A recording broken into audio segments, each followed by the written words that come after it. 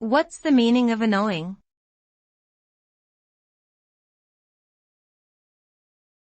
Annoying.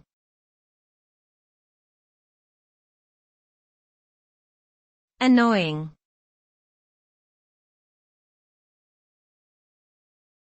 Annoying.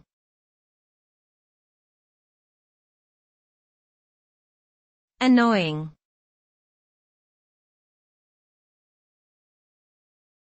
Annoying.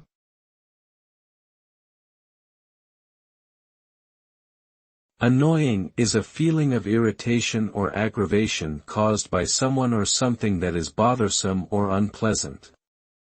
Being annoyed can result in negative emotions such as anger or frustration, and may cause an individual to feel impatient, restless, or uncomfortable. This feeling can be triggered by a variety of factors including loud noises, repetitive actions, offensive language, or obnoxious behavior. Overall, the result of being annoyed is a general sense of discomfort or unhappiness that can negatively impact one's mood and overall well-being.